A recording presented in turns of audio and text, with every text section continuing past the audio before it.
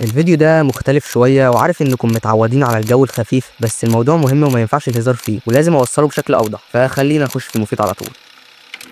بص يا اسطى، في نوعين من البشر في العالم، ناس بتشتغل وتتعب وناس بتشتغل انها تسرق تعب اللي بيتعب. بص، ده فيديو مش متحضر له لا سكريبت ولا افكار، انا بقوله من جوايا لان الموضوع حصل لي. هو مش حصل لي، هو حصل لحد قريب مني وانا بجد متضايق، فطلعت اناقش الموضوع واقول اللي في نفسي واوضح وجهة نظر. مبدئيا كده خلينا متفقين ان اللي بيسرق ده عمره ما يكون مسلم، يا اما ملحد يا اما شمام ابن. وقبل ما اخش في الكلام لازم تعرفوا ان في ناس بتتعامل مع السرقه كانها شطار، كان اللي اتسرق هو الغلطان واللي سرقه هو النبغه العبقري اللي عرف ياكل الجو. يعني مثلا لما واحد يتسرق تلاقي الناس بتقول له انت ازاي تسيب موبايلك في جيبك الخلفي، ولا انت ازاي تمشي بمبلغ كبير من غير ما تبص حواليك، لان الضحيه هو المشكله والحرامي مجرد شخص موهوب بيعرف يستغل الفرص. زي كانك بتقول على الديوس انه متحرر او على اللي بيغش في الامتحان انه فهلوي. بس تعالوا نبص الموضوع من زاويه تانية. احنا في مجتمع فيه السرقه مش بس سرقه الفلوس، لا، في سرقه افكار، سرقه مجهود، سرقه وقت. مديرك اللي بياخد شغلك وينسوه لنفسه ده برضه حرامي. حد بيسرق حلمك ويقول لك مش هتنجح بس عشان هو نفسه فاشل، ده سرق طموح. بس الفرق ان الحرامي اللي في الشارع بيجري ويختفي، اما النوع التاني ده عايش وسطنا وبيدينا دروس كيف تسرق وانت محترم. واغرب حاجه انه في لحظه ممكن تلاقي نفسك بتدافع عن السارق. ما هو مجبور، الدنيا صعبه ومش لاقي شغل، ما كل الناس بتعمل كده، يعني هو اللي هيصلح الكون؟ يعني بدل ما نقول ان السرقه غلط، لا، بنقول ان هو ذكي واللي اتضحك عليه غبي، وكأن القانون بيقول لا تسرق الا اذا كنت هتتسرق بذكاء. وفي موقف حصل معايا من قيمه 4 أو 5 سنين، كنت صاحب واحد باين من تصرفاته انه صديق سوء، واهلي عارفين وبينصحوني اني ما امشيش معاه او ما ادخلوش بيتي. هتقولي لي طب انت مالكش معاه ليه؟ والله عشان سببين. عشان انا حرفيا كنت مصاحبه من ثالثه ابتدائي لحد ما سرق مني مبلغ،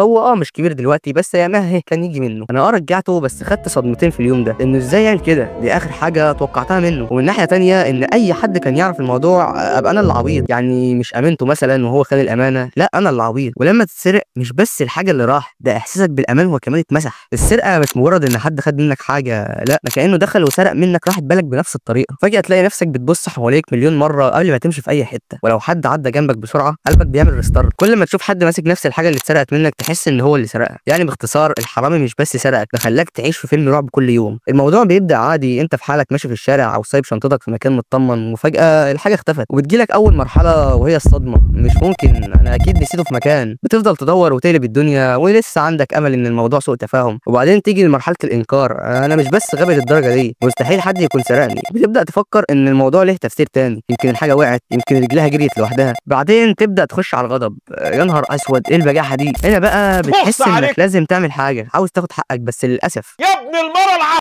ما انت مش محترم يا ابن الحرامي في البيت ولا اللي خد منك الحاجه في الشارع دلوقتي بيشرب شاي وبيضحك. بعدين بتبدا تحزن وتستسلم، خلاص ده قدري وانا لازم اعيش مظلوم في الدنيا دي. هنا بتبدا تحس انك فقدت جزء منك، وبتبدا تسال نفسك اسئله غبيه زي هو انا وحش عشان اتسرق؟ ليه هو الحراميه مش بيجي لهم ضمير؟ طب هو هيستفاد ايه لما يسرق موبايل عليه شاشه مكسوره وبطاريه بتنطفي لو شغلت الواي فاي، او قرشين كده كده هيخلصوا، بس الذنب اللي هو شاله مش هيخلص واحتمال يزيد كل يوم مع كثره وجع الشخص اللي اتسرق. وبعدين يا عم الحرامي تعالى كده نقعد قعده راجل لراجل ونفهمك شويه حاجات يمكن تنور دماغك. انت بتسرق ايه بالظبط؟ عارف المشكله مش انك سرقت فلوس او موبايل او عربيه، المشكله انك سرقت حاجه اهم بكتير، سرقه تعب حد كان شايل هم وبيشقى عشان يجيب الحاجات دي. سرقت راحته النفسيه لانه بعد سرقتك بقى حاسس ان الدنيا غابه والناس كلها وحوش. سرقت احساسه بالامان لانه بقى خايف وشاكك متوقع الاسوأ في اي لحظه. انت مش بس بتاخد حاجه مش بتاعتك، لا، انت بتاخد جزء من روح البني ادم اللي سرقت. انت فاكر ان السرقه مجرد شطاره ولا ذكاء؟ لا يا صاحبي، كل حاجه بتاخدها ظلم بتتحول لذنب مكتوب عليك. لما تسرق حد غلبان فاكر انه هيسامحك؟ ده ممكن يدعى عليك في لحظه استجابه وتروح فيها. لما تاخد فلوس حرام فاكر انها هتنفعك؟ دي بتتحول لنار في بطنك، ومهما جمعت البركه بتطير. لما تسرق تعب حد فاكر انه هينساها؟ لا، ربنا شايف وهيحاسبك حتى لو الدنيا ماشيه معاك دلوقتي. ربنا قالها صراحه في القران، والسارق والسارقه فاقطعوا ايديهما جزاء بما كسبا نكالا من الله والله عزيز حكيم. يعني الموضوع مش هزار، ده ذنب عظيم وعقوبته عند ربنا مش بسيطه. الفلوس اللي سرقتها هتدفع ثمنها اضعاف، الفلوس اللي بتاخدها ظلم ربنا بيخليك تدفعها غصب عنك في اي حاجات تانية. تسرق فلوس تضيع في المرض والمصايب والمشاكل، تسرق تعب الناس ربنا يسلط عليك اللي يسرق تعبك وانت مش واخد بالك. تاكل مال حرام تشوف ولادك حياتهم هتبقى عامله ازاي بسبب اللقمه اللي دخلت بيتك ظلم. والنبي صلى الله عليه وسلم قال: ايما لحم نبت من سحت فالنار اولى به. يعني كل لقمه حرام بتدخل جوه جسمك نهايتها نار. هل ده اللي تستحقه؟ اصل انت فكرت قبل كده في يوم الحساب؟ فكرت في اللحظه اللي كل ظلمك هيتكشف فيها؟ لا بقى كاميرا مراقبه هتنفعك، ولا محامي هيطلعك منها، ولا حد هينسى اللي عملته. المظلوم مش بينسى، وربنا مش بيعدي حاجه. فاكر الضحيه اللي سرقت ونمت مرتاح؟ فاكر البنت اللي خطفت شنطتها وجريت؟ فاكر الشاب اللي سرقت موبايله وهو مش حاسس؟ هو يمكن نسي بس ربنا ما خدش باله؟ لا طبعا. النبي صلى الله عليه وسلم قال: اتقي دعوه المظلوم فانها تحمل على الغمام. وربنا برضه قال: وعزتي وجلالي لانصرنك ولو بعد حين. يعني ممكن الضحيه ما يعرفكش، ممكن ما يعرفش يرجع حقه، بس الدعوه طلعت ووقعت في ميزانك. والدعوه دي مش بتهزر. لما تسرق فاكر انك كسبان، لا انت الخسران. سرقت موبايل هتدفع اضعافه على مرض او مصيبه. سرقت فلوس مش هتشوف منها خير،